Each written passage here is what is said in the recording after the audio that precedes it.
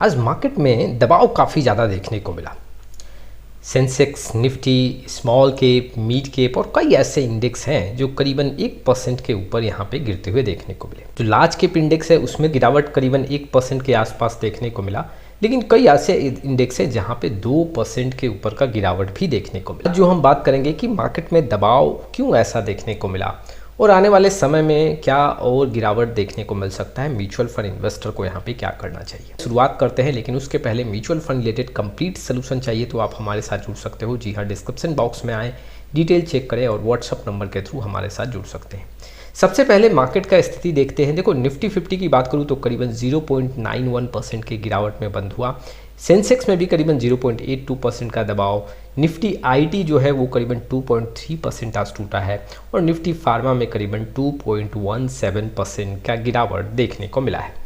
अगर मैं यहाँ पे स्मॉल कैप की बात करूँ तो स्मॉल कैप में करीबन 2% के ऊपर का गिरावट है। जैसे आप देख सकते हो करीबन 1000 पॉइंट आज बीएससी स्मॉल कैप टूटा है। और उसके साथ ही साथ मिड कैप की बात करूँ तो मिड कैप में भी करीबन 2% का गिरावट है। 894 पॉइंट का गिरावट देखने को मिला है। कुछ ऐसे स्टॉक्स जो आज काफ़ी ज़्यादा दबाव में बंद हुए, जैसे कि महिंद्रा एंड महिंद्रा करीबन 3 से 4% टूटा है। इंडसइंड बैंक में भी गिरावट ज़्यादा है। वहीं पे अगर आप जोमेटो की बात करोगे तो यहाँ भी 3 से 4% का गिरावट है। टाटा स्टील में 2.89, बजाज फिनांस में भी 2.73 और विप्रो में भी करीबन 2.58% का गिरावट है।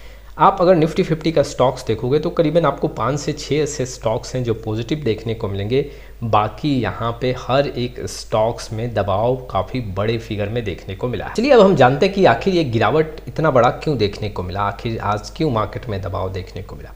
अगर आपने न्यूज़ सुना होगा तो सबसे फर्स्ट जो एक इम्पॉर्टेंट पॉइंट है कि अमेरिका ने यहाँ पे ये घोषणा किया है कि अब 100% टैरिफ लग सकता है। जी हाँ, जो फार्मा के कुछ ऐसे प्रोडक्ट हैं जहाँ पे 100% टैरिफ लगेगा। इट मीन्स जो ब्रांडेड और पेटेंट दवा है उस पे 100% का टैरिफ लगेगा और ये 1 अक्टूबर से लागू होगा। ये जो न्यूज़ है इसके चलते मार्केट में काफ़ी बड़ा दबाव देखने को मिला और धड़ाधड़ फार्मा के स्टॉक्स में बिकवाली स्टार्ट हुआ। काफ़ी ज़्यादा वहाँ पे दबाव देखने को मिला। पहले से ही आपको पता है कि आईटी के स्टॉक्स में दबाव देखने को मिल रहा है। जी हाँ, यहाँ पे H1B वीज़ा को लेके जो नए चार्जेस हुए हैं, जी हाँ, करीबन $1 लाख यहाँ पे अब नए चार्जेस हैं। उसके बाद आईटी के स्टॉक्स में भी बिकवाली स्टार्ट हुआ है और करीबन अगर आप देखोगे 18 सितंबर से तो कई ऐसे स्टॉक्स हैं जो यहाँ पे 6 से 8% टूट चुके हैं। बस 5 से 6 ट्रेडिंग डे में यहाँ 6% के ऊपर का गिरावट देखने को मिल चुका है। और एक तरफ आईटी के स्टॉक्स में दबाव था, अब फार्मा के स्टॉक्स में भी दबाव देखने को मिला। दो तरफा बिकवाली के चलते यहाँ पे ऐसे आज मार्केट में काफ़ी ज़्यादा दबाव देखने को मिला। तो एफआईआई का बिकवाली लगातार देखने को मिल रहा है। सितंबर के मंथ में बिकवाली का फिगर काफ़ी बड़ा होता हुआ देखने को मिल रहा है, जिसके चलते मार्केट में दबाव बनता जा रहा है। और देखो, एफआईआई के बिकवाली के चलते यहाँ पे अगर आप देखोगे तो हमारा जो इंडियन करेंसी है वो भी कमज़ोर होता हुआ देखने को मिल रहा है। आप अगर देखोगे तो ऑल टाइम लो पे यहाँ पे इंडियन करेंसी देखने को मिल रहा है। अगर मैं यूएस करेंसी के अगेंस्ट यहाँ पे पूरा कंपेयर करूँ तो 88 रुपये के ऊपर का यहाँ पे अब $1 का वैल्यू चला गया है। ये ऑल टाइम लो है। इट मीन्स कि हमारा इंडियन करेंसी कमज़ोर होता हुआ देखने को मिल रहा है। और लगातार अगर देखो, जो इन्वेस्टर हैं, जो एफआईआई हैं, वो अपना यहाँ पे बिकवाली करेंगे तो यहाँ पे जो रुपए का वैल्यू है वो कम होता हुआ देखने को मिलेगा और इससे और ज़्यादा दबाव बढ़ता हुआ देखने को मिलेगा। ये भी एक बहुत बड़ा रीज़न है। तीसरा जो एक पॉइंट है, देखो यहाँ पे फार्मा और आईटी सेक्टर में तो दबाव था ही, लेकिन मिड कैप और स्मॉल कैप में भी बिकवाली धड़ाधड़ देखने को मिला।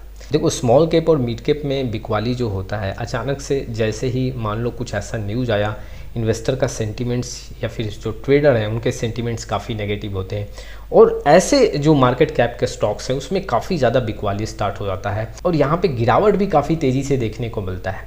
आज स्मॉल कैप और मिड कैप में करीबन 2% का गिरावट देखने को मिला और कई ऐसे फार्मा के स्टॉक्स हैं, जी हाँ, अगर मैं स्मॉल कैप और मिड कैप की बात करूँ, जो 7 से 8% तक टूटे हैं। अगर आप देखोगे, इसके चलते भी आज मार्केट में काफ़ी ज़्यादा दबाव देखने को मिला। चलो, ये तो कुछ रीजंस रहे जिसके चलते मार्केट में गिरावट देखने को मिला। अब क्या आगे भी गिरावट होगा? देखो, मंडे को भी हो सकता है कि मार्केट में यहाँ पे प्रेशर बने। जो स्मॉल कैप और मिड कैप में है दबाव देखने को मिले, जो ये 100% टैरिफ अप्लाई होगा 1 अक्टूबर से, तो वहाँ पे प्रेशर बन सकता है और मार्केट में दबाव देखने को मिल सकता है। मंडे को भी दबाव देखने को मिलेगा। तो कई ऐसे इन्वेस्टर मेरे से पूछ रहे हैं कि क्या हमें यहाँ पे लमसम करना चाहिए, क्या मैं पूरा पैसा लमसम में लगा दूँ।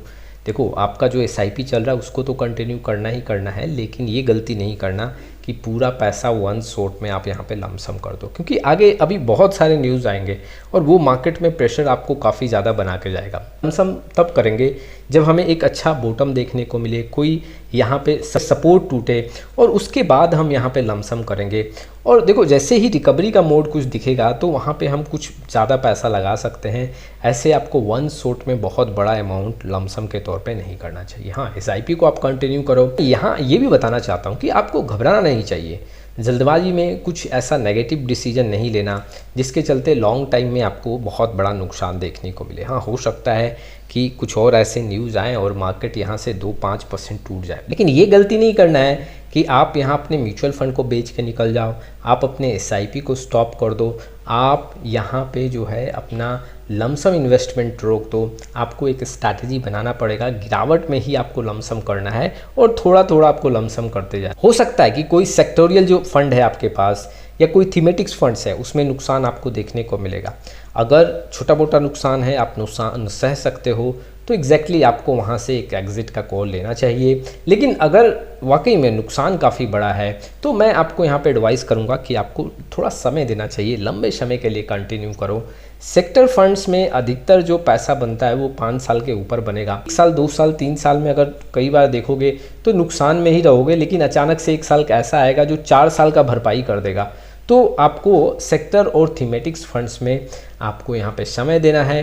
थोड़ा बहुत नुकसान है, अगर आप एग्ज़िट करना चाहते हो, अपने रिस्क को मिनिमाइज करना चाहते हो, तो एग्जैक्टली आप यहाँ से एग्ज़िट ले सकते हैं। एक और पॉइंट यहाँ पे इन्वेस्टर के सामने मैं रखना चाहता हूँ, हो सकता है मिड कैप और स्मॉल कैप में भी गिरावट आगे और देखने को मिले और आपके स्मॉल कैप और मिड कैप के म्यूचुअल फंड में भी दबाव देखने को मिल सकता है। इससे भी आपको पैनिक सिचुएशन में नहीं आना है और कुछ यहाँ पे बेचना नहीं है। अगर आपके पास 7 साल 5 साल के ऊपर का समय है तो मिड कैप और स्मॉल कैप में पैसा ज़्यादा बन सकता है। हाँ, रिस्क ज़्यादा है लेकिन रिटर्न भी वैसे आपको मिलेगा। बट इस समय जो सिचुएशन है इसमें दबाव देखने को मिलेगा, तो पैनिक सिचुएशन में आके कुछ गलत डिसीजन अपना लेना। तो ये कुछ इन्फॉर्मेशंस थे जो इन्वेस्टर के लिए काफ़ी इंपॉर्टेंट थे।